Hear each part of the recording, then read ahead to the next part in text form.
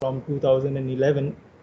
I had joined Sir Padampat Singhania University, Udaipur, and from 2018 I'm working as head of department for electronics and communication engineering, as well as department of electrical engineering. Our particular university came under umbrella of JK Cement, and we are the CSR activity of JK Cement. This is the FDP that we are going with, the day 2 today, and the topic of my talk will be the power management for embedded wearable devices.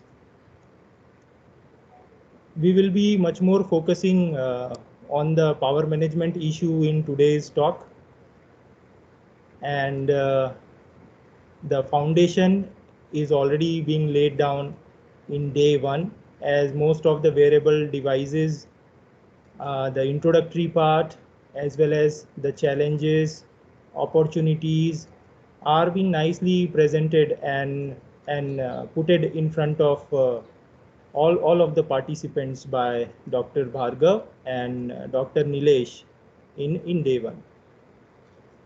What I'm going to do in today's session is that I'm going to share my experiences, what I actually had done in this particular area, how much development I had done. Few of my research scholars worked in this power management area. From my experience, I found that as far as the technology is concerned, and while teaching electronics and communication from last 15 to 20 years, moreover the basics are same, fundamentals are same, the things had evolved, new terminology came. Okay, so moreover in the yesterday's talk you had seen various wearable devices, so I'm just going with the title right now. Okay, so we had seen various variable devices yesterday. So as you can see in this particular picture, there are few applications of the variable devices which are being shown over here. As far as the power part, the power supply part is concerned, you can see over here a typical application of you can say human body wearable are being shown over here, and you can see over here that the various energy harvesting schemes can be used for the wearable devices. Okay, so it can be a TEG harvester or a PV cell or a RF or a piezo, which can be used as energy harvester in the power management unit for wearable devices. So basically in today's session we will be much focusing on the power management issues, challenges, opportunities, and at last whatever the literature I had surveyed, whatever the things I had gone through, I had put it some research direction. So anyone who is putting up a BTech project or a MTech project or a PhD research gap, if someone is going to have, I had just put it down few research directions that you can take in this particular field at the end of this session. So normally before I start the session, I normally give salutation to my mentor, guide and idol, Professor H.N. Pandya sir. So in today's session, I had distributed the session with the introductory part where we'll go through that why this power management unit is required. Then low power wearable electronic devices, then low power management techniques, then energy harvesting based device. Then I'll be just showing you few simulation using LT-Spice and using some example circuits. Okay, and then the research directions. So that comprises today's session. So basically, in the field of electronics and communication, most of the undergraduate students, they will be knowing this particular field, that is VLSI. Okay, and most of the innovation which are being done in the VLSI is because of CMOS technology. Okay, so the innovation in CMOS technology have enabled the evolution of low power circuits. Okay, and the systems in many applications, including wearable devices.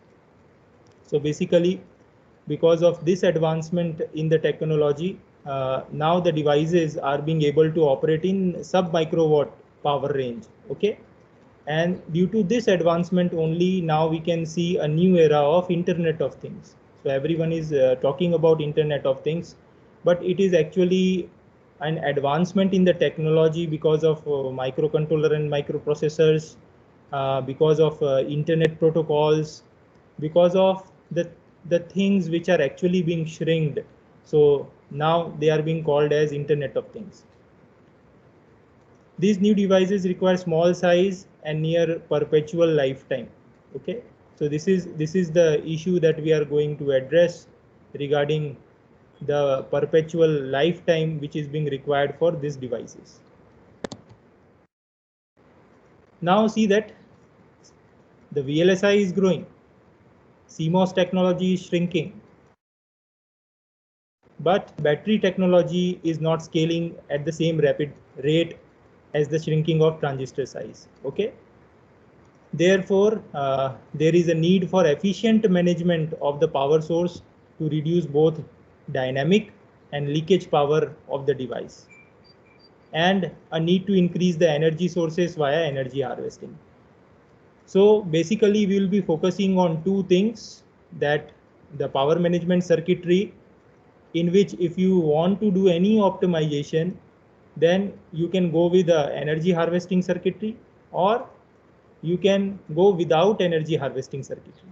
So if you are going without energy harvesting circuitry, you can go with a dynamic and leakage power techniques to reduce the overall you can say the current consumption or the power consumption of the circuitry. Okay, the introduction of energy harvesting brings some design challenges. Okay, so actually both these particular fields, that is dynamic leakage power techniques as well as the energy harvesting techniques, there are some design challenges, and they can be treated separately for any project that you want to build around power management unit. So therefore a power management unit is needed to manage the energy transfer from the harvester and control the power distribution and consumption of different blocks in the device. Okay, so that is why we need a power management unit. Now let us start with low power wearable electronic devices. So in yesterday's session, most of the wearable electronic devices are being shown to you. So we are living in the era where electronic devices are an integrated part of all aspects of our lives. Okay. Yesterday you had seen some discussion that how it makes our life much more easier. The examples are wristwatches, necklaces, earbuds, okay, or many devices which are being used in healthcare applications. Okay, so these devices have a good potential in monitoring the patient's health, allowing personal diagnosis and tracking users' fitness and exercises. They also enable a wireless interface between the patient or doctors and the device for remote monitoring and control. Okay, so due to this technology advancement only, there are many things which are achievable now. Okay, although the projection of wearable devices is expected to increase in future, but some design challenges do exist today also. Okay, so first, the wearable electronic devices are typically powered by a battery. Despite the improvement in the battery capacity in the last decade, it runs out of energy after a fairly limited certain period of time and operation. Okay, so this limits the lifespan of wearable devices as they require continuous monitoring and sensing. Okay, so most of the wearable devices you had seen that they are battery operated, and because of that their lifetime you need to take care. Okay, so even for smartwatches that you buy from market, okay, nowadays you get smart watches with lithium ion cells which work for 10 to 12 hours, and then you need to again recharge it. Okay, so you can see from your experiences also that most of the battery operated devices, they need some improvement somehow in the wearable devices category. Okay, so what actually we require? So as a result, the battery needs to be replaced or converted to a rechargeable battery, which increases maintenance and cost. Okay. Therefore, battery lifetime is a critical issue in a wearable device that target long life or near perpetual operation. Okay. Secondly, if you are going to improve the battery size and all that, or larger battery if you are going to use, then that is going to increase the size and cost of the device, and which makes it inconvenient for human to wear it. Okay. So the main thing that is being taken care while going with the design of a wearable electronic device is a form factor. Okay. So form factor is another critical issue for wearable devices. Okay. So we will be moreover focusing on the power management unit, and I'll be using this abbreviation PMU in the slides. Okay, so you can see over here that is a general block diagram of a wearable device. So every wearable device, you can see that this is one kind of embedded system, you can say. Okay, a wearable device is one of the application of the embedded system. Moreover, in the wearable device, you are having a processor. Okay, it may be a ultra low power processor. Okay, due to the need of the variable devices. Okay, so now to power this, we are having a energy source and a power management. Okay, so there will be an interface and a DC to DC converter which is being required over here. Okay, and a sensor interface. Okay, so nowadays most of the processors are having on chip A2D and all that. So this analog front end is already being covered inside the processor, but in this particular block diagram it is being shown outside. Okay, so this is the sensor interface to it, and a wireless transceiver interface to a particular wearable device. Okay, so this is a general block diagram. We will be more focusing on the energy source and the power management part of the wearable device in today's particular talk. Okay. Now see that depending on the processor that you are going to use. So this shows the current consumption breakdown of different blocks in a wearable device. So most of you, if you had gone through the processor architecture or a computer architecture part, and if you had learned any microprocessor or a microcontroller, you will be knowing that there are now different modes of operation for a particular microprocessor or a microcontroller. There are different modes. Okay, like few processors, while they are inactive, they will go into sleep. Okay, this is basically a current consumption breakdown of different blocks in wearable devices. Okay, so basically there are different blocks like a digital block, okay, which will consume more or 4.6 microampere of current. Okay, so basically whenever we are going for the power calculation and all that, we will be always going with the current consumption breakdown, keep in mind. And if you are also developing any wearable device at your end, you need to go with the current consumption profile first. Okay, so try to find out the current consumption profile, then try to find out how much power actually being required by your wearable electronic device. Depending on that, you are supposed to give the solution for the power management unit. Okay. So you can see that there are different things, like clock generation will take a 2 microampere of current. For transmission, it will be 0.14 microampere. For one channel and AFE and 8-bit ADC, it is taking 4 microampere.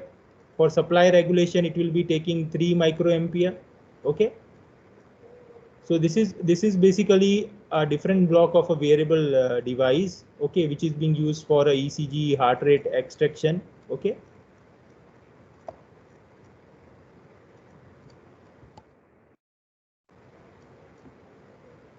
So several approaches. So let us go with the low power management techniques after going through the various devices which are being used for the wearable technology, okay, or for wearable devices. Okay. So several approaches are utilized to reduce the battery size and increase the battery's lifetime. Okay. So one of these approaches is to reduce the overall power consumption of the integrated circuit and system in the wearable device. Okay. So we are actually trying to reduce the overall power consumption of the integrated circuit. Okay. So this way the current derived from the battery is reduced and the battery's lifetime is extended. Therefore, a power management unit or PMU is needed to control and manage the power consumption of different blocks in the device in order to maximize power efficiency. Okay, so now the role of the PMU is clear, that what actually the PMU is supposed to do. Okay, so the first low power management technique is a dynamic power reduction. So over here we are talking about that how we can reduce the power of the integrated circuit itself that we are going to use. Okay, so in that the first thing that we are supposed to take care is the dynamic power reduction. Okay, so there are two main power dissipation components in an integrated circuit, that is dynamic power and leakage power. The dynamic power is defined as the power consumed by the circuit when it is switching. Okay. So dynamic power includes two components, which are switching power, so that is PSW, and a short circuit power, that is P short circuit. Okay. So P dynamic can be written as P switching power plus P short circuit. Okay. Your switching power, which is being given in this particular equation, is related to the charging and discharging the circuit. Okay, where alpha is the activity factor of the circuit, C is the switching capacitance, VDD is the supply voltage, and F is the switching frequency.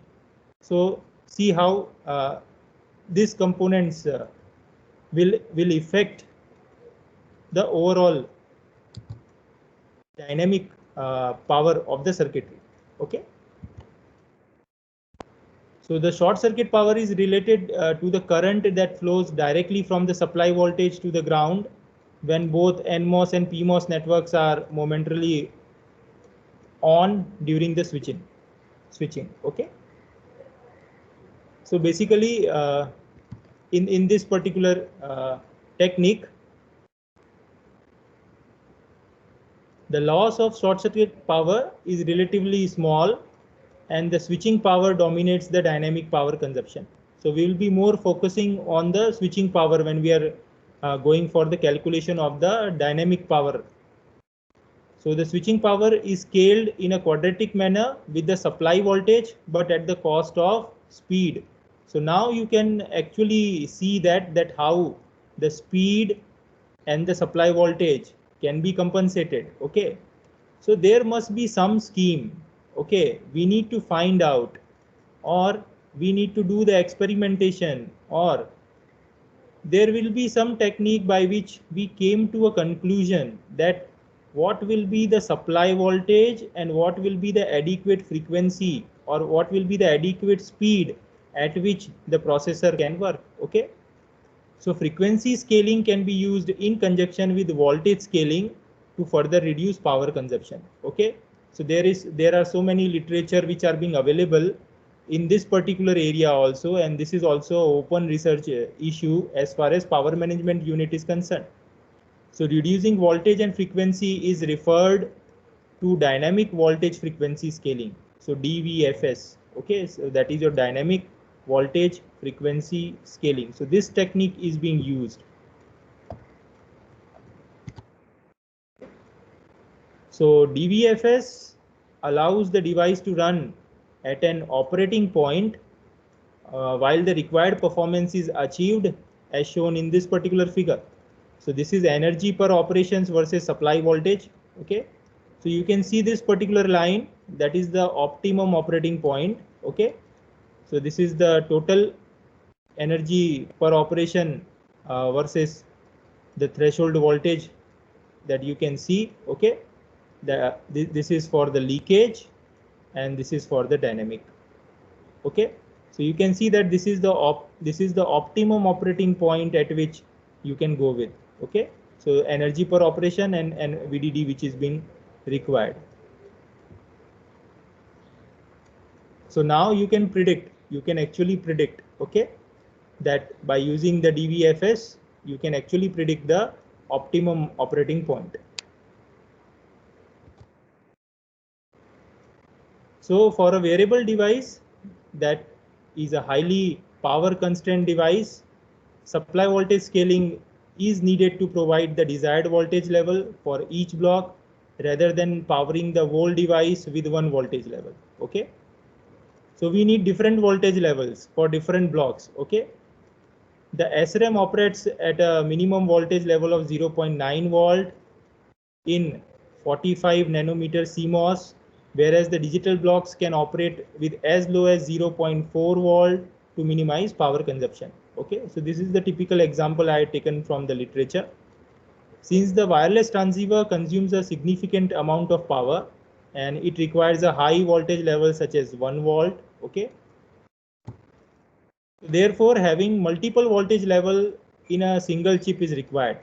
Okay, so this particular figure 4 depicts the power architecture of a 16 cores ARM processor where each core requires a DVFS block. So you can see over here that is the power architecture for a 16 chip ARM multiprocessor.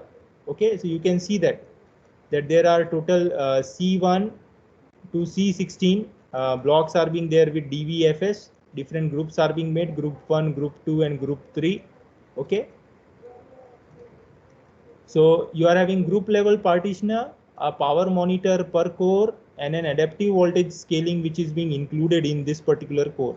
Okay, so depending on the power supply which is being supplied to this particular processor core, there are different blocks which are working at different voltage levels. So that can be taken care by the power monitor per core unit and adaptive voltage scaling.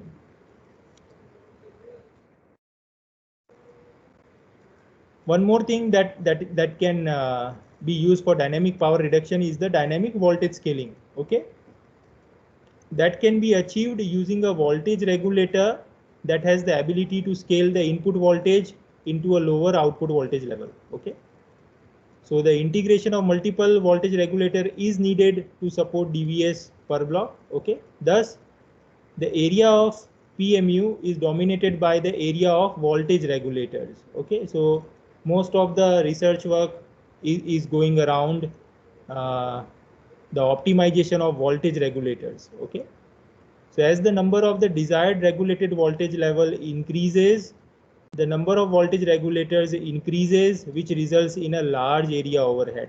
Okay, so there are parameters which are to be taken care of.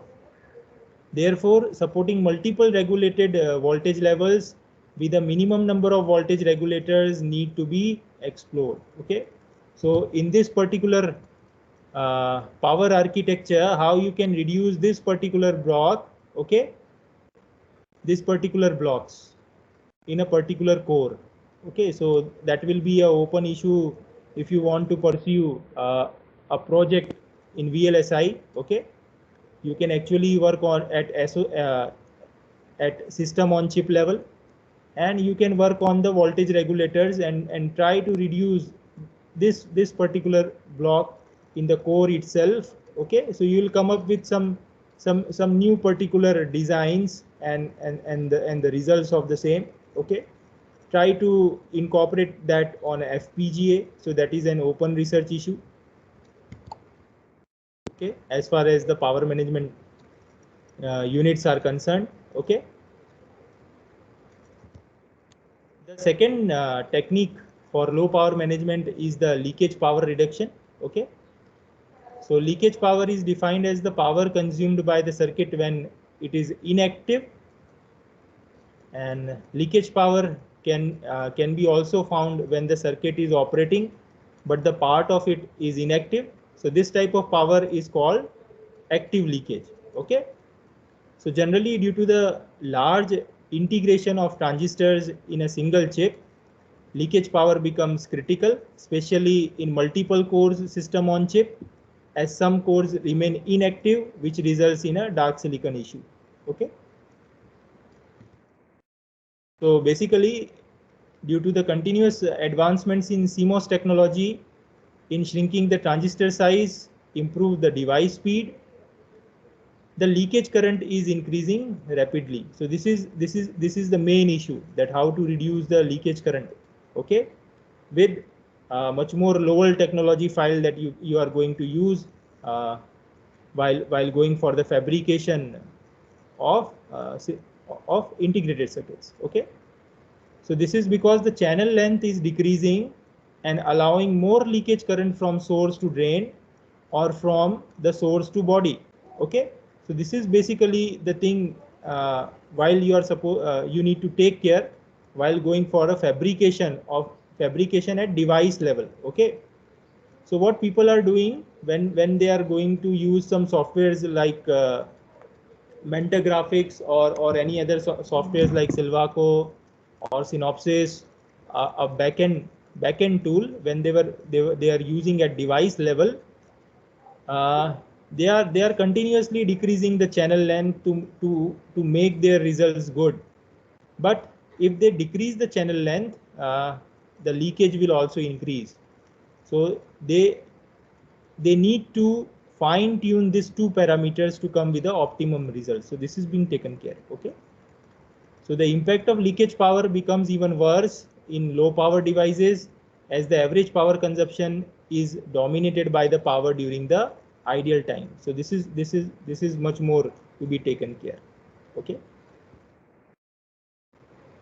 so therefore a duty cycling technique is employed to ensure that the system enters a low power mode during the ideal time, where the supply voltage is reduced for some blocks and disconnected for unnecessary blocks. Okay, so this is the solution, that is duty cycling technique can be used, okay, for low power mode. Okay, so figure 5 shows the activity of a low power variable device that relies on a low duty cycling technique. Okay, so you can see that a typical duty cycle of a low power variable device.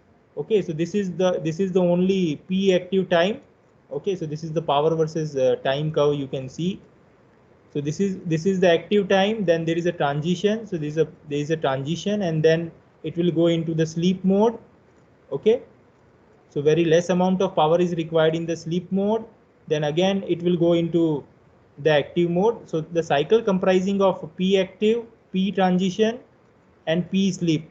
Okay, and this cycle is going to give you the average power for a particular variable device. Okay, so this is a typical duty cycle of a low power variable device, which comprise of a P active cycle, a P transition cycle, and a P sleep cycle. Okay,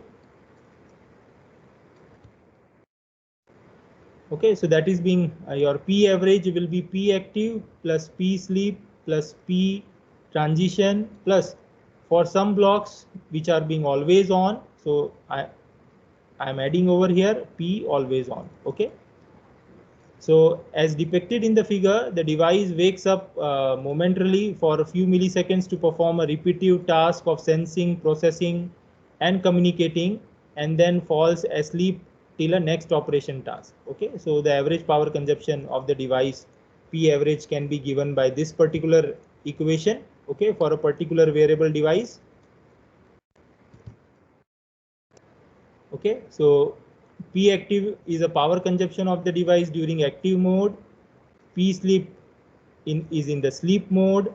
Transition you can now visualize from the graph. Okay, so when the device, okay, transits from active to sleep mode and vice versa, and P always on is the power consumption of the blocks that are always on, such as memory and voltage regulators. Okay, so note that the average power consumption of the device is dominated by the sleep power.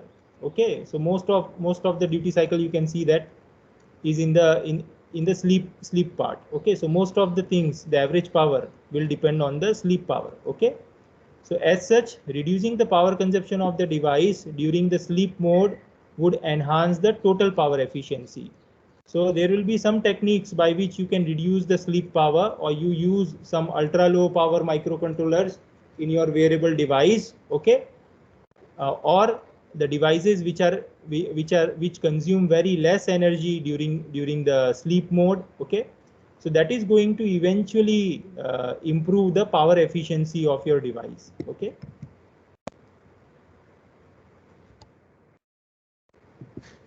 okay, so however, the wake up time that the device consumes from sleep to active mode is larger than the time it takes from ideal to active mode. Okay, thus there is a trade-off between power consumption and wake up time. Therefore, having an ideal mode in addition to sleep and active mode in some devices is required for a faster wake up time. Okay, so this is one more parameter you need to take in consideration, that is the wake up time of the device. Okay, so figure 6 depicts 6 power management modes for 6 cores Atom processor. Okay, so basically you are having the core voltage, core clock, PLL, L1 caches, L2 caches, wake up time, and power, and these are the 6 cores which are being shown over here: C0, C0 LFM, C1 or C2, C4, C6. Okay, so these are the atom power management modes for a particular processor. You will find the different power management modes are being there. Okay, so each core operates in a particular power mode with certain voltage and frequency levels. Okay, so the low power mode in C6 has the longest wake up time, as most of the blocks are turned off. Okay, in addition, different power modes can be supported at system level power management by establishing a finite state machine. Okay, so finite state machine is an important block to interface between power management unit and a SOC. Okay, so many things, many projects can work around in this particular area, that is the design of a finite state machine, which will work as a interfacing block between a PMU and SOC. So based on the workload of each block in the SOC, digital signals are generated from the SOC and sent as inputs to the PMU. Okay, so you can see over here that whatever the power mode value will be inputted to the power mode determination block. Okay, and that target power mode will be go into the power state machine, and that output, that particular power mode, will go to the SOC. So depending on that, the SOC will work in that particular power mode. So this is the power management flow diagram. Okay,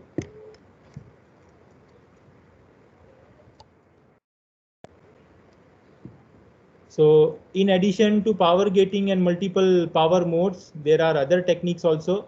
Okay, so raising the threshold voltage, VTH, is another method to reduce the leakage current and can be implemented using source biasing, stacking, body effect. Okay, so we'll be not going in detail regarding this. Okay,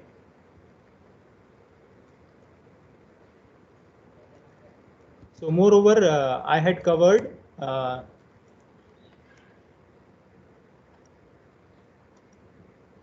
the low power management techniques where we are not using any energy harvester. Okay. So without energy harvester, there will be a dynamic power reduction or a leakage power reduction that can be implemented at system on chip or an integrated circuit level to reduce the overall power consumption of the circuit, which eventually going to increase the battery lifetime or the power supply lifetime that you had connected to a particular wearable device. Okay. The next approach, that is the energy harvesting based device approach. Okay. So is there are any queries, any doubts up till now? Any questions, any queries, any doubts before we go ahead to the next technique? Any queries, any questions, any comments?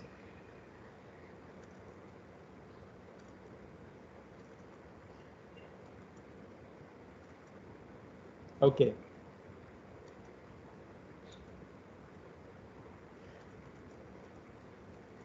Dear participants, mics are unmute to all. You can ask your query to sir. Up to this point.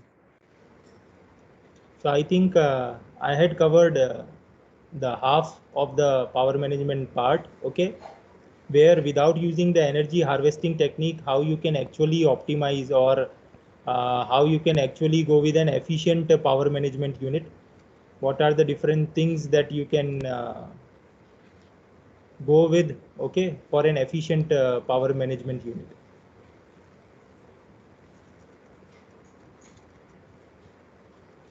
Okay, if nothing is there, then I will continue with the energy harvesting part. Okay.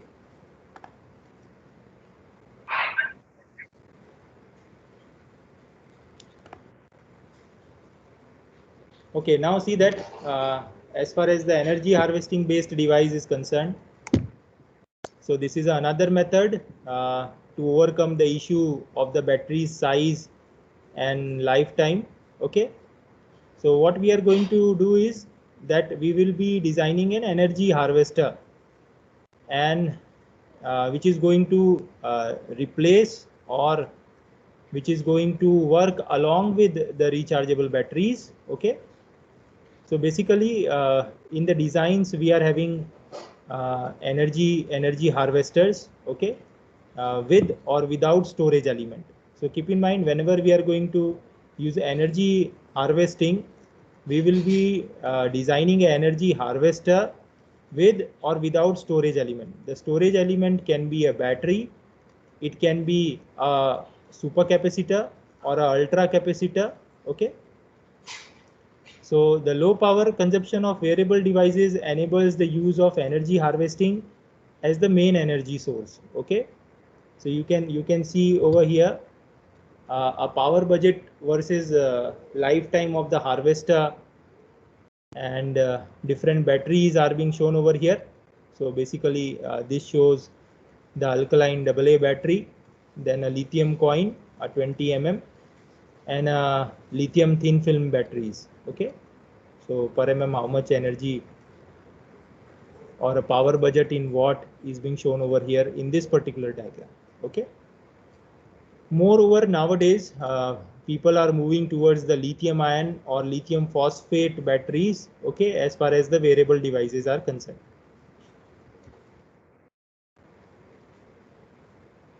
Okay, so as shown in the figure, energy harvester becomes a viable option in reducing the form factor of the device while supporting low power budget in nanowatt to microwatt range. Okay, which are being required by the wearable electronic devices.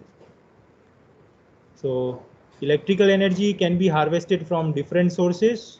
Okay, so these are the sources. Or you instead of harvested, you can say scavenging also. So scavenging is also a synonym which are being used in the literature for the harvesting. Okay.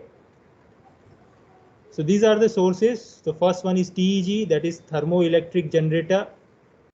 Then you are having vibration, pressure, force from a piezoelectric generator, solar from a photovoltaic cells, and a radio frequency from a wireless. Okay, so these are the various sources. So selecting the energy harvesting source depends on the harvested power and source availability, device power budget, and device size. Okay, so basically you can see over here the source power density and harvested power density. So you can see the different sources, like you are having an ambient light, indoor, outdoor, then vibration, that is human industry, for thermal human industry, RF, that is GSM base station. Okay, so moreover you can see that in the source, vibration and thermal, you can see that they are in the microwatt range. Okay, the harvested power density is in microwatt range. As far as the ambient source, ambient light is concerned, indoor and outdoor, they are in microwatt and milliwatt range. Okay, so due to this power densities, okay, the ambient light source is having the highest one, okay, in milliwatt range. But the main drawback of this harvester type is that the amount of solar energy strongly depends on the light availability, which is limited during dark or low lighting conditions. Okay, so therefore in most of the literature, other sources such as thermal or vibration can be considered. Okay, so the thermal and vibration energy sources are good options for wearable devices that require a low power budget in microwatt. Okay, microwatt range. And since the harvested power from the human is in the microwatt range. Okay, so keep in mind the harvested power that should be equal or greater than the device average power consumption depends on the harvester size. Okay, thus there is a trade-off between the power and size of the harvester. Okay, therefore a power management unit is needed to implement efficient interface circuits between the harvester source and the system on chip to extract the maximum power while maintaining the device small form factor. Okay, so you need to keep in mind the form factor also. Okay,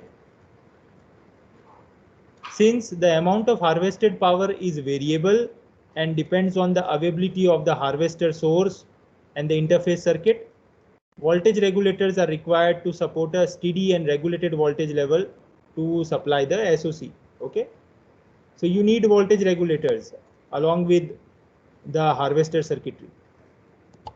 Okay, so basically you can see that a block diagram of an energy harvesting based power management unit. Okay, so the power, the harvesting source can be a solar, thermal, vibration, or RF, which is being inputted to the power management unit. So there must be a power converter, a storage element, a voltage regulator, and a startup circuit. Okay, that when this particular source is available, then a startup circuit is being required, and the power management unit will deliver different voltage levels. So VL1, VL2, VL3, depending on the requirement of your variable device, that how much power is being required by the variable device. Okay, so depending on that, different voltage levels can be outputted. Okay, so these are the different sources, and this is a typical power management unit which is being used, okay, when you're going with the energy harvesting based device. So now the things are going to change as far as the PMU is concerned, along with energy harvesting. Okay,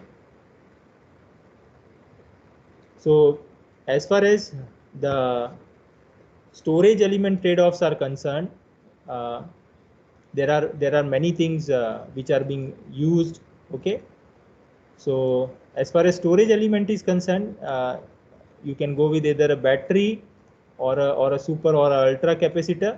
Okay, so battery can be recharged by energy harvesting.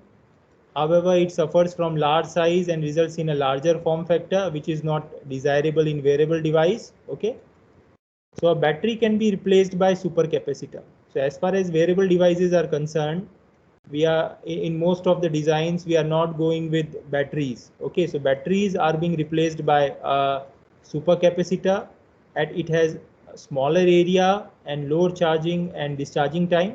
Okay, so however, it has smaller energy density than the battery. Okay, so typically the output from power converter is not regulated. So the voltage regulator is employed to support a regulated output voltage. Okay. And finally, a startup circuit is utilized to start and power up the whole device at the beginning. Okay. Now see that this is a block diagram of a self-powered wearable biomedical device that detects and predicts the heart attack of the human body. So over here, the energy source is the thermal vibration, which is being inputted to the power management unit. Okay, which is the same as we had seen in the block diagram. But in this, the energy source is thermal or vibration, which are being proposed. Okay. So you are having a power converter, storage element as a super capacitor, and a voltage regulator with different voltage levels, which is going to serve this system on chip, which is being used for wearable device. Okay, so in that you are having some biosensors, a processor, a wireless transmitter, and all that. Okay, so this is the block diagram of a low power wearable device that detects the heart attack of the human body. Okay. So after going through a brief discussion regarding the different energy harvesting techniques that can be employed for the wearable devices, now let me go through few examples that I had studied. Okay. So Linear Technology is one of the company, okay, which is a mass manufacturer of different voltage regulators or DC to DC converters. So these two are the integrated circuits from Linear Technology, okay, that is 3105 and 3108. These are the two DC to DC converters which are having very low startup voltage, or they can start at very low voltage, and they can convert that particular, or I can say that they can step up that particular low voltage to a level that a particular ultra low power embedded system which are being used in the wearable devices can be powered on. Okay, so I'll be showing you these example circuits. Okay, and the simulation of the same in the LT Spice. Okay, so before actually going through the simulation part, I'm going to show you the working of the LT Spice and all that. Okay, before going through that, let me introduce a energy scavenging interface circuit which we had developed at Sir Padampat Singhania University. Okay, using a PV cell. So we used a smallest PV cell. Okay, a smallest PV cell module which is available in market, and we had interfaced that to the energy scavenging IC, that is a LTC 3105, and in our circuitry we had used a storage element, a super capacitor. Okay, and we had gone through the experimentation of the same, and we found that how much power is being generated by this particular energy scavenging interface circuitry, and we found that this particular interface circuitry is good enough to generate the power which is being required by the wearable technology. Okay, you can see that this is the energy scavenging interface circuit schematic diagram, where you can see that over here the input, I'm not going in that much details right now, you just see that input. Okay, so in input you can see that over here we are using a PV module, okay, a photovoltaic module of 0.5 volt, Okay, so this is the maximum voltage that a smallest PV module can give, that is 0.5 volt and 100 or you can say 90 to 100 milliamperes in full, in direct sunlight. Okay, so this is the maximum current and voltage that you have. So in this I had given a Vin of 0.5 volt. Okay, in the output side, as far as this particular chip is concerned, this is from Linear Technology. There are many other DC to DC voltage regulators available from Texas Instruments also. Okay, so you can go with any company.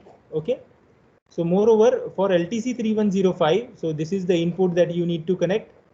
As far as the output is concerned, the output depends on the value of these two registers, R1 and R2. So depending on the value of these two registers, you can set the output. Okay, so over here I had used a 3.3 meg and a 1 meg register over here, and I had set the output to 4.4 volt. Okay, which is enough for variable devices. Okay, so the output input we are giving only 0.5 volt, and output we are getting 4.4 volt, and we used a 1 farad supercapacitor over here. Over here we use a storage element. So instead of a battery, we are using a storage element over here of 1 farad, which is a supercapacitor. Okay.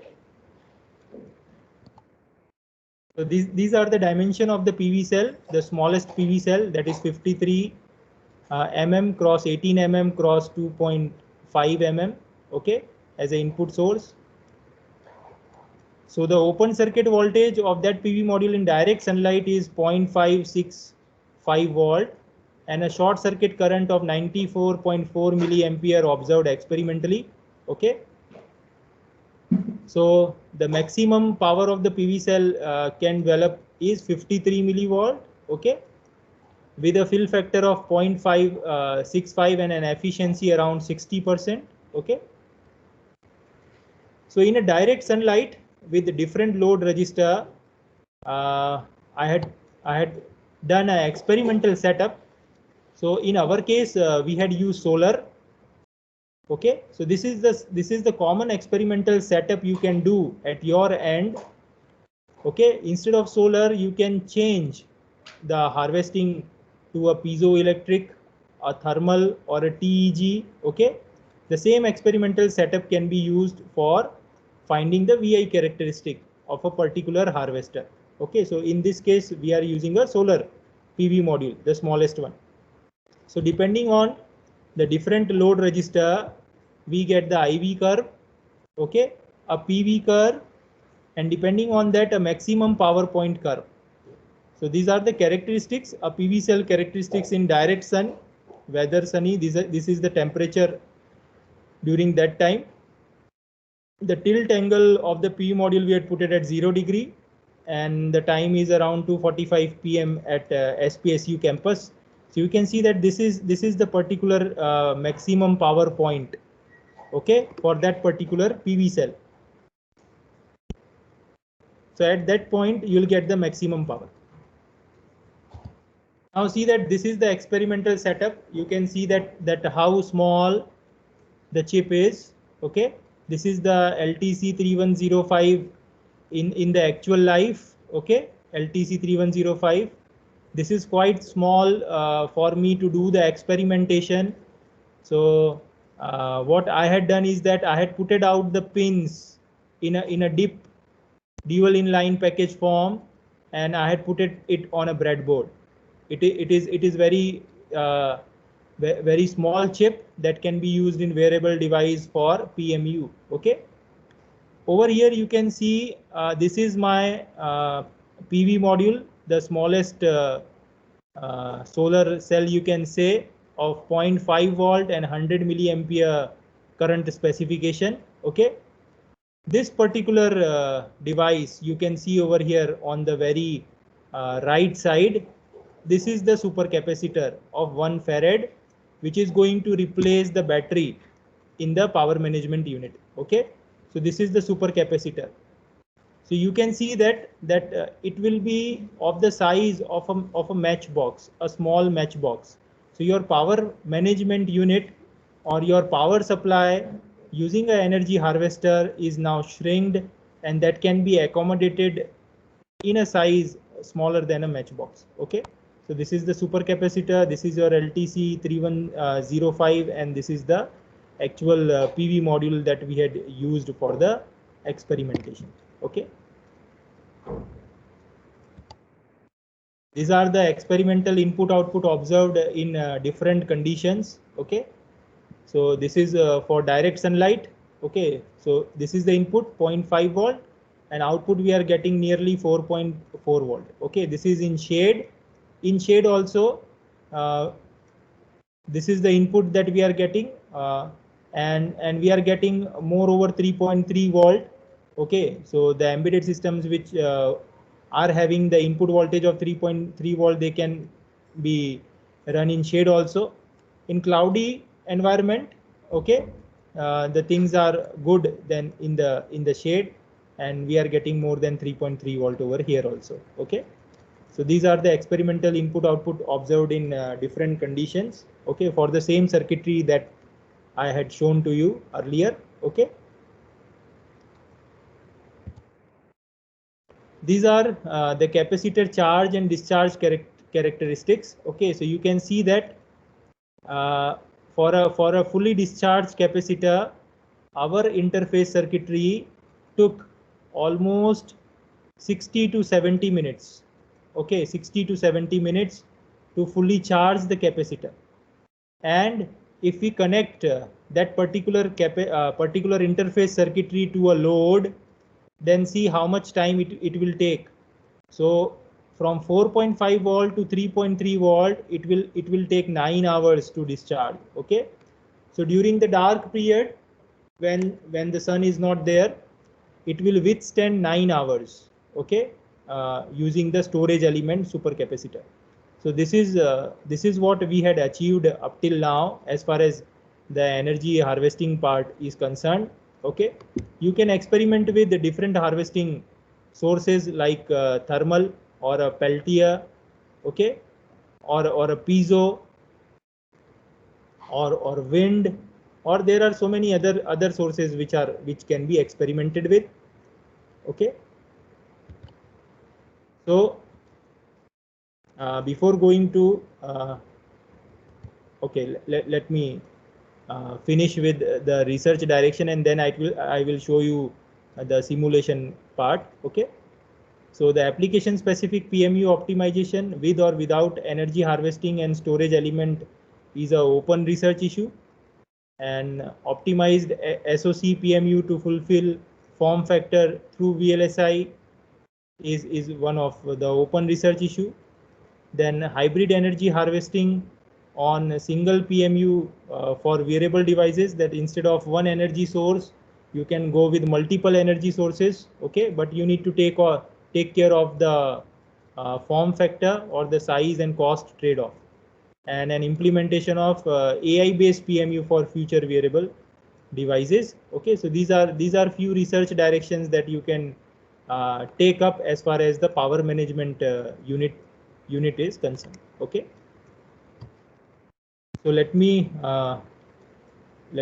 show you that how you can actually go with the simulation part and all that. Okay, so you can go to the linear technology website. Okay, you type linear technology website, and from the linear technology website you will get this particular software. Okay, that is LT Spice. Okay, so any electronic device simulation you can do in this particular software, that is LT Spice. Okay, so this is the latest version that I am having. Okay, that is 17. So this is the LT Spice. Let me open one example. Okay, let me go with the LTC 3105 example. So whatever the devices which are being manufactured by linear technology, you will automatically get a demonstration circuit for the same. See, in my circuitry, I had done some changes. You can see in the circuitry that I had developed.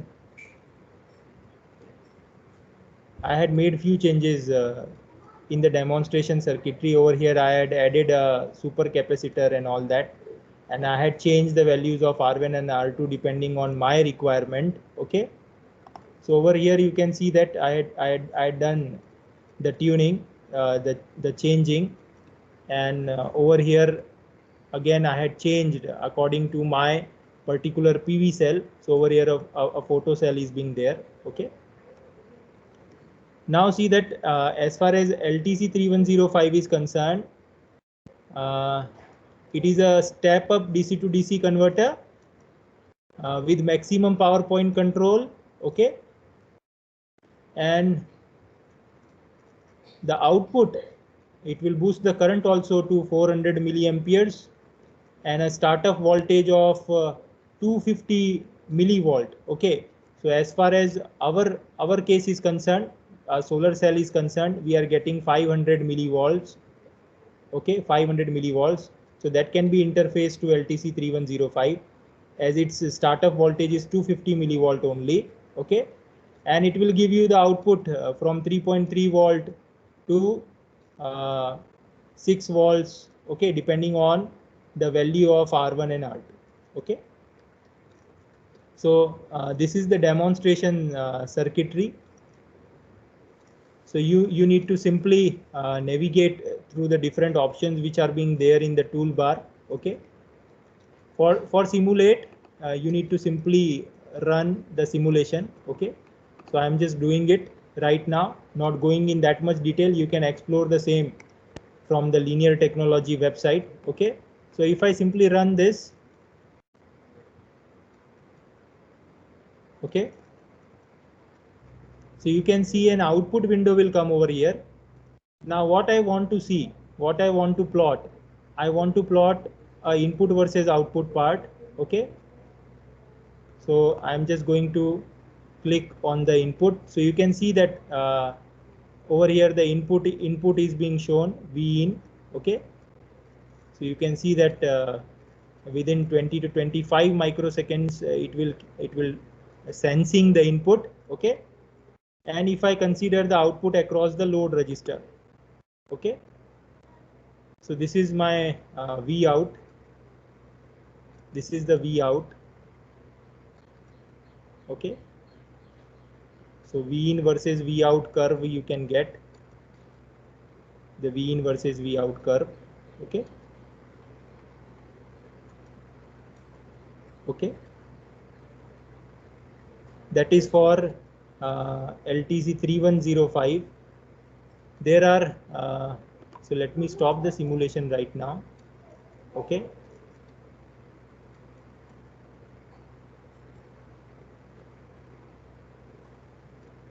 in the same way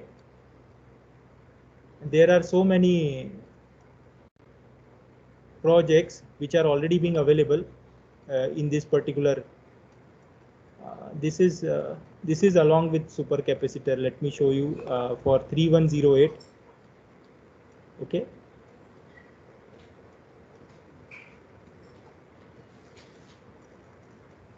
yes, this is for 3108. Before that, let me close this. I'll close. Let me open for the 3108. Okay, so your LTC3108 is a ultra low voltage step up converter and a power manager, and in this you can see that a Peltier is being used as an input source. Okay, a Peltier is being used, and you can see the output voltage over here. Okay, and a super capacitor backup is being added to this particular circuitry. Let me run the simulation for this. Okay, so As I am online, it is taking time, otherwise it will not take that much time. Okay.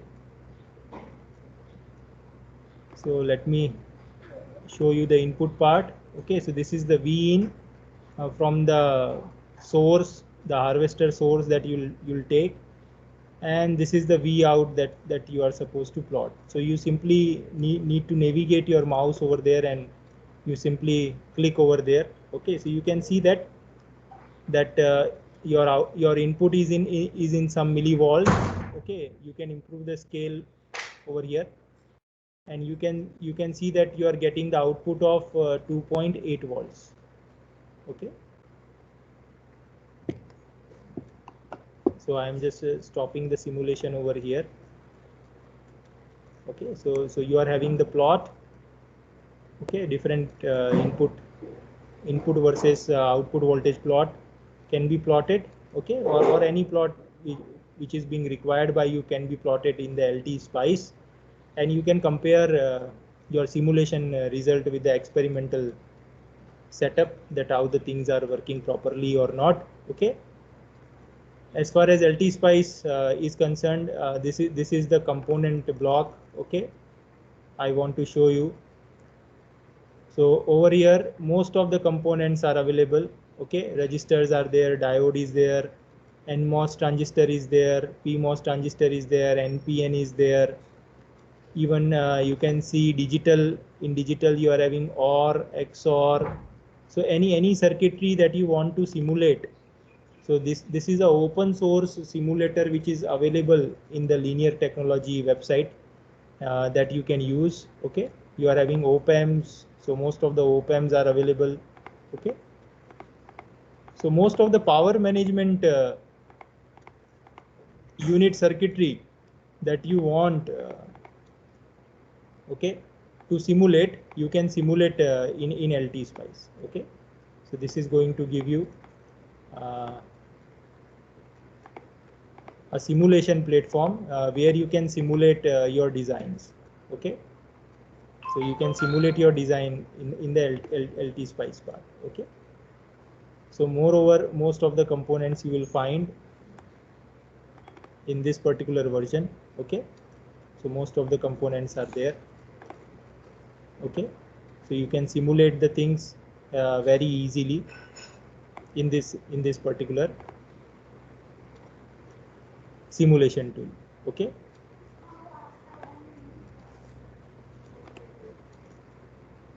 so most of the power management unit design, implementation, and simulation type of thing you can do while going through the LT Spice software, or you can explore softwares which are being there by other vendors also, like Texas Instruments. Okay, so these are the research directions that I had put it after going through the various literatures for the power management unit. So this can be taken up as a undergraduate, postgraduate, or if much more fine tuning can be done, can be taken up as a PhD research topics. Okay, so start thinking on this. This is one of the prominent area where you can work. Okay, so that's all from my side. I'm open for questions and discussion.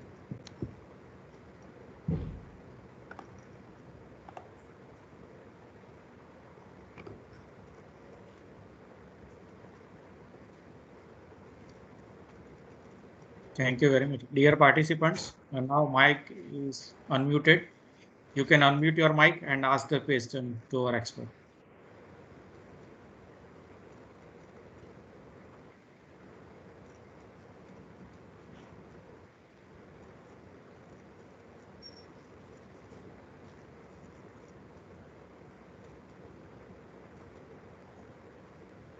And one more thing I need to share is that the experimental setup that I had shown to you. Okay, most of the things are sampled from the Linear Technology. Okay, they are giving their devices free of cost as samples to the educational institute. So if you are working on a particular chip, they are going to give you, okay, the samples. Even the components are also can be sampled from few companies like Coilcraft. Okay, so few typical components are there which you can sample. So there is no cost while designing or experimenting with the energy harvesting circuits like this. Yes, Mohit sir, you can ask the question. Mohit sir, Mohit Chaudhary. Sir, your mic is unmuted, so you can unmute your mic and ask the question. Okay, behalf of Mohit, sir, I will ask a question. That is it possible to integrate recharging wearable through solar power? Is the research underway? See, during my talk, I had already answered that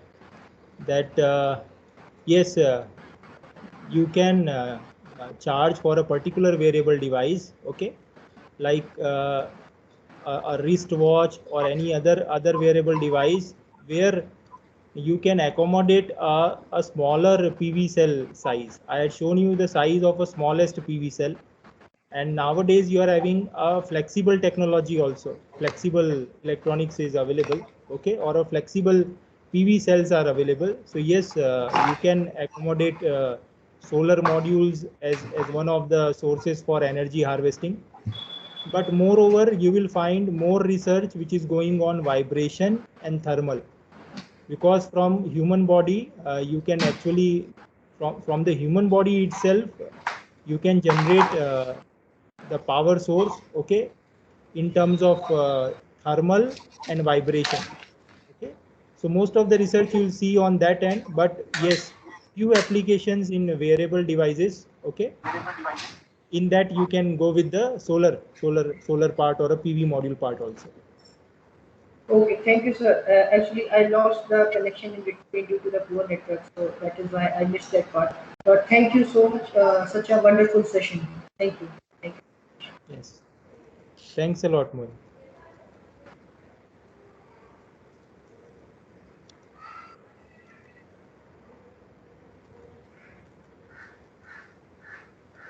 Any Good other morning, question? sir.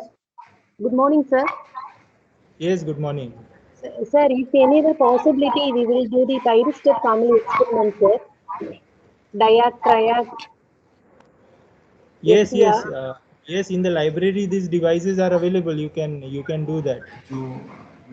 Yes, sir. Okay, sir. Thank you, sir. Even transformers are there. Track is there. Yes, power electronics experiments you can go with. Okay. Thermistor are available, sir. Yes, Thermistor. yes. Thermistor actually you can take it as a power source. Yes, sir. So any power source in the properties you can set the various parameters of the thermistor in the power source. Okay. Okay, so any power source you can add.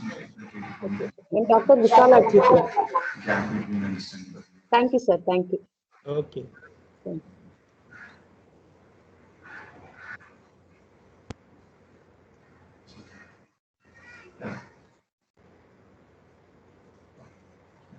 See, basically, yes, Rachel is there. Yes, Rachel, any question from your side?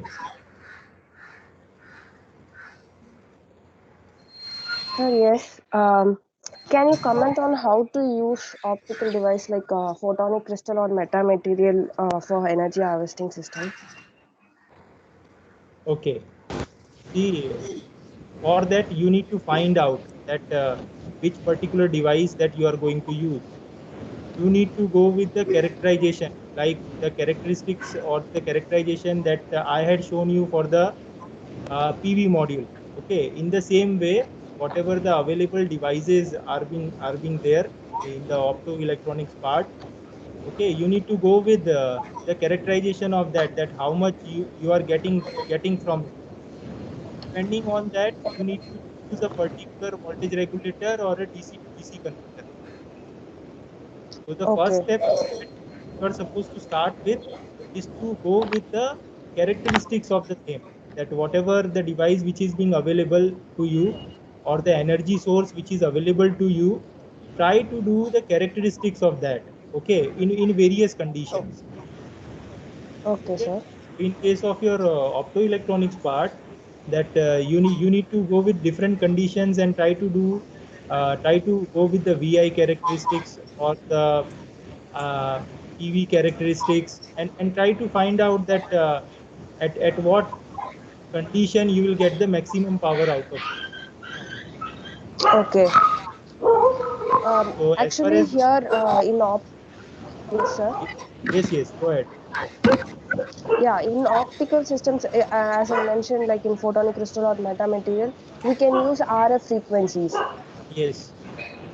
So it will be like scalable to any part of electromagnetic device. So how you think this will grow in future developments?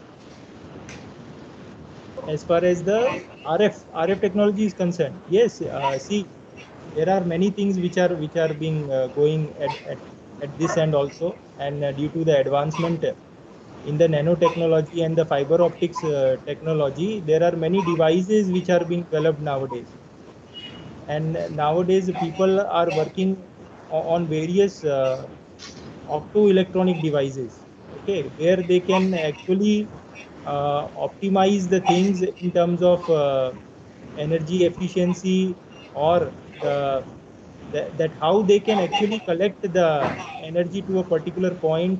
Okay, there are many Okay, sir. applications which are being going nowadays, and different devices are being fabricated depending on that. I had seen a few, you can say, uh, fiber crystals which are being made, which can work as an energy storage element. So basically, you can see that there are many applications. Okay, so they can Okay. be work as reflectors in the dark area. So without using Yes. any electricity, they can provide light in the darker rooms. So those kind of concentrators, yes, are being developed using optoelectronics and all that. Okay, sir. Thank you.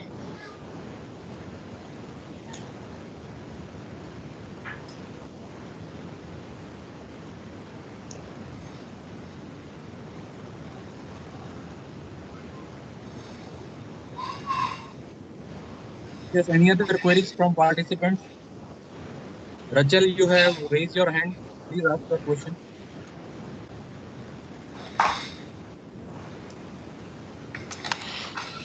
Just now I completed my queries with him.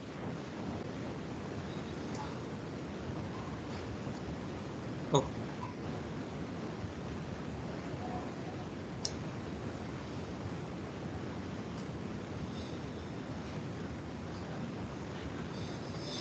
Ronak sir, please share attendance sheet once again so that participants can fill it. Okay, sir. No, I will share.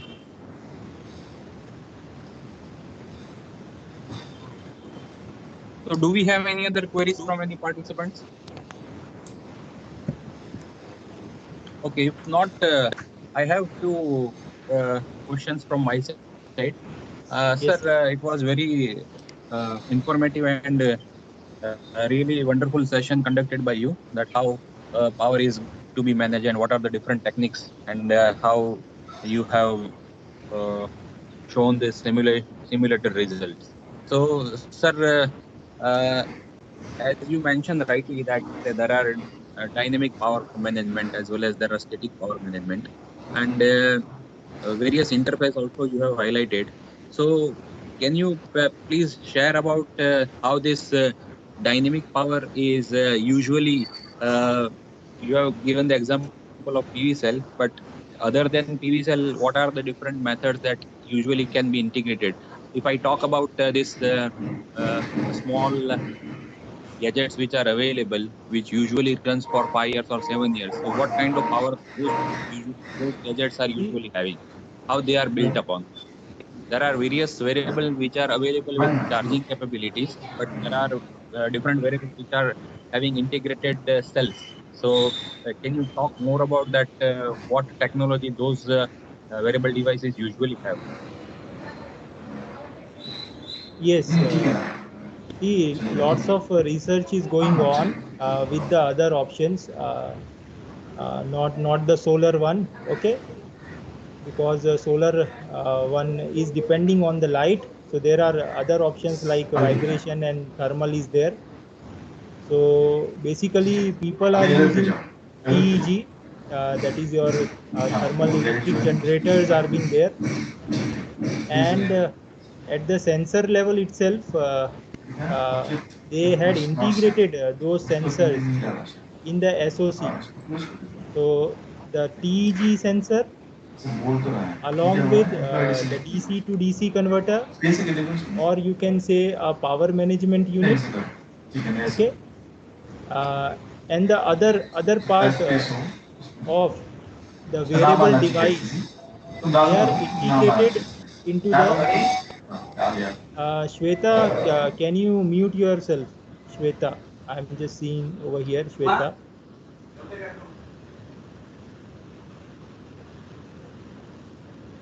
So most of the things are embedded inside the same as SoC.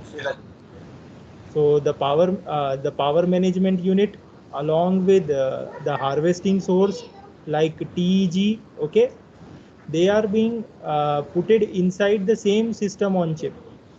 So whatever the form factors which are being required for a wearable device is already achieved by some researchers, and they had shrinked it in a very small size that can be accommodated in any wearable device.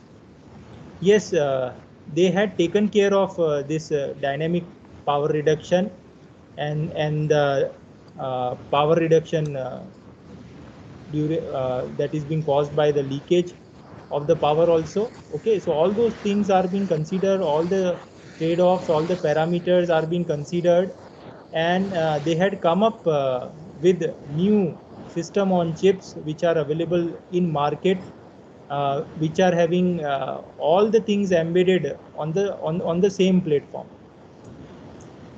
So this advancement is already being done, and the devices are already being manufactured.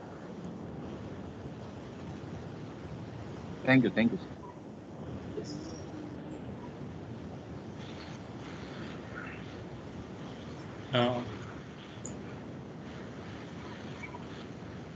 Yes, Kiran sir, you can ask.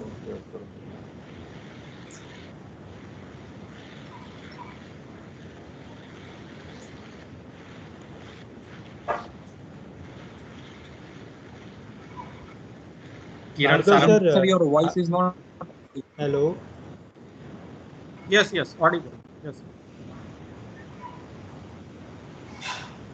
If time is there, I'll share one more information to the participants. Yes, sir. Yes, sir. You can go on. We have time up to 11. Don't worry. Okay. Now see that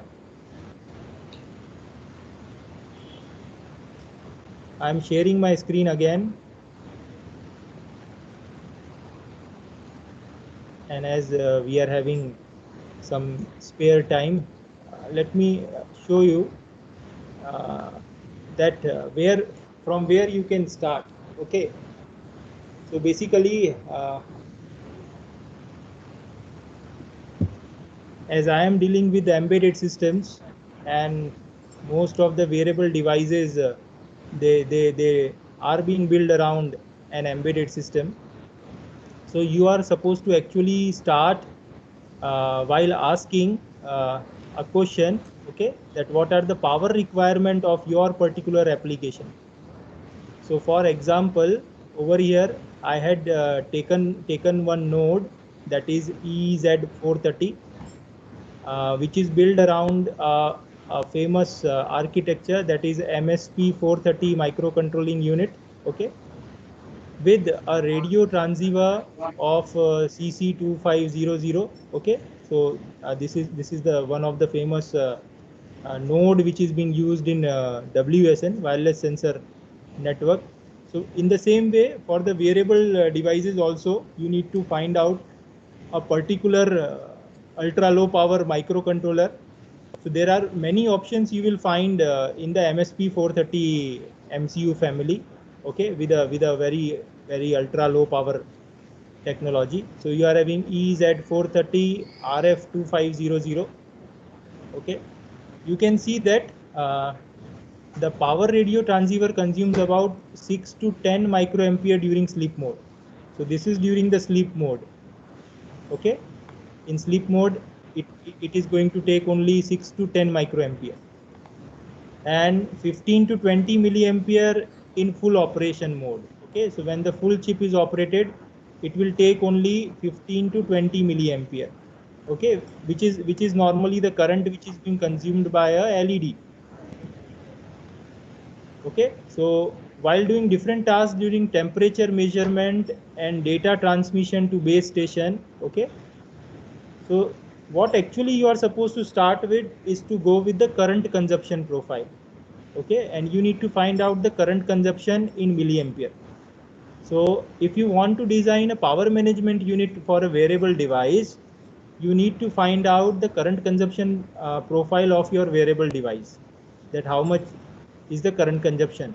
Okay, in milliamperes, it may be in milliamperes or it may be in microamperes. Okay, so you can see over here that various tasks are being written over here. Okay, and a current consumption is being shown in milliamperes for various tasks of this particular embedded system, that is EZ430 CC2500.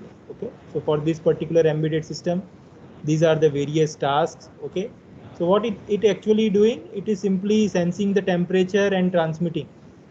Okay, so this is what this particular system is doing. So while doing all this, these are the various current consumption profile of this particular embedded system. Okay, so what we had done is that we had gone through the different consumption profile, and we found that that the maximum current which is being required, okay, or the maximum current consumption will be of 20 milliampere, 15 to 20 milliampere for this particular embedded system. Okay,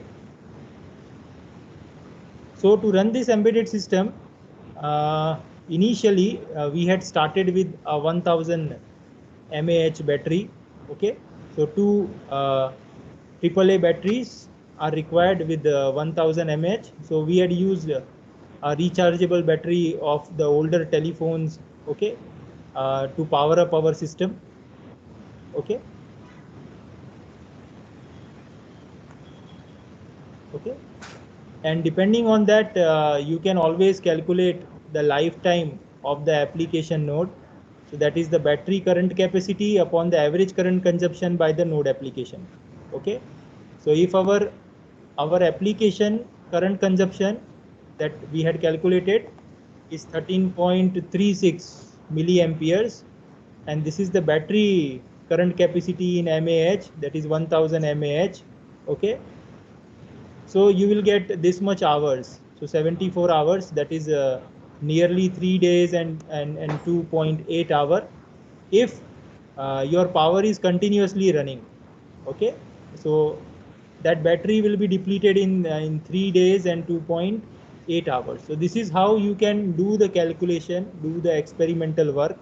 Okay, now instead of continuous work, if we program our particular device to send the temperature at every 1 second, so instead of continuously sending the temperature, if we simply change the program that our device will send the temperature data at every 1 second, okay, then the things are going to change.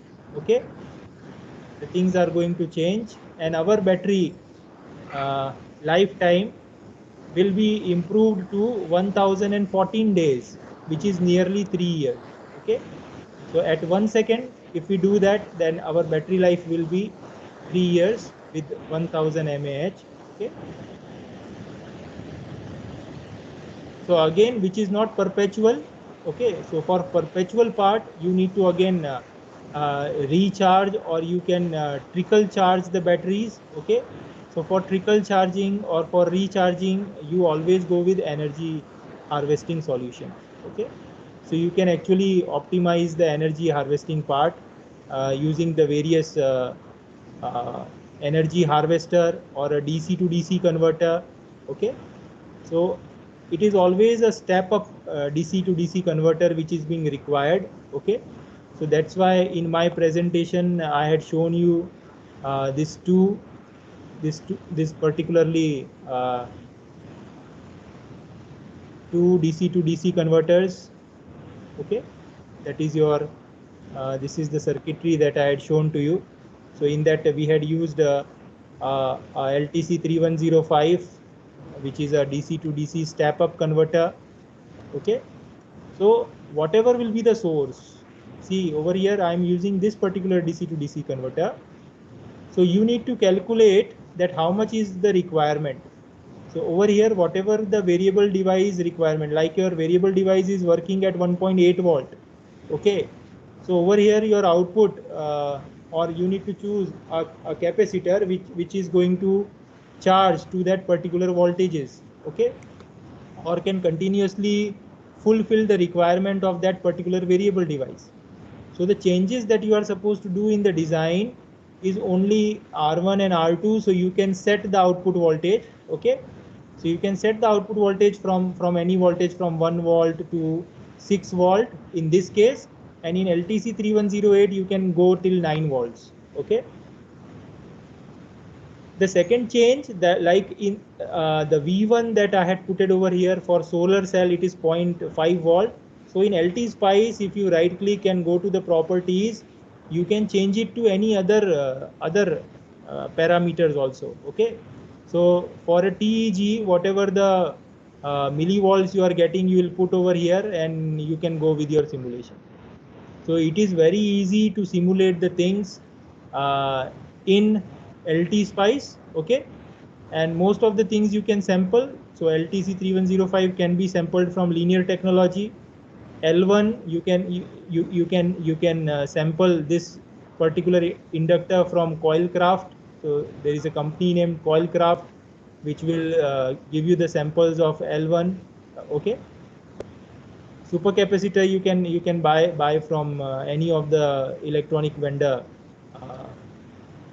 from India. Okay, but when we are going with a supercapacitor and the ultra capacitor storage element in our device, it will automatically increase the cost trade-off. Okay, because these are much more costly. So this 1 farad capacitor cost me around 280 to 300 rupees. Okay, if we are going in a mass production, then this thing can be reduced, but for a single piece I had paid moreover. Yes sir.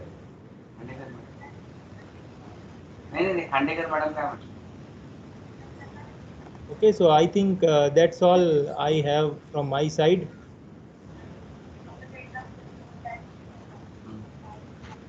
Yes, thank you, Anand sir. The session is really informative and wonderful, and I hope participants have clear their idea about the power management. Thank you very much. Any participants have any question? Otherwise, we can end the session.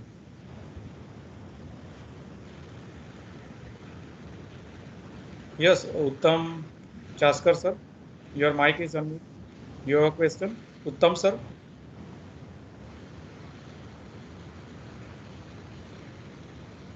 Okay, so thank you very much, sir. Okay, thanks a lot. Thanks a lot, Bhargav sir, for communicating me and allowing me to be a part of this FDP. This is a great initiative which is being taken up by your department. Thanks a lot once again for inviting me. Hope my this particular session is fruitful as a part of your FDP. You can share my email address if any participant wants the same from your side. So if they are having any queries or further discussion, I'll be touch via email. Thanks a lot. Thanks a lot, all of you. Definitely. Okay. Thank you. Thank you very much, sir. Thank you, sir, once again. And it was really good to have with you. And Thank I you. believe that all the participants must have clear understanding and idea about how power is being managed for different embedded systems and wearable devices. So naturally, we will be sharing your email address as well as this video will be also available on our YouTube link. So once again, I request all the participants to take maximum advantage of the session. And attendance link is already shared in the chat box. Those who have not filled, please fill the same. Attendance link will be shared once or twice in the session itself. So I request all the participants to be attentive. Be attentive in a way that you should be able to gain some informative knowledge. The purpose of AICT ATAL is to encourage the faculty member to learn new innovative things and the latest technology which are available in the different domain. So I once again request that you please be attentive. Today evening, as per the discussion, we will be sharing this assignment. So all are requested to do the needful for the submission of the assignment in next couple of days. Our next session will start at 11:15. So all are requested to join by 11:10. Thank you. Thank you all. Thank you. Thank you very much. Vijaya Lakshmi, are you having anything to say? Okay. Okay. Thank you, sir. Okay. Thank you. Thanks a lot.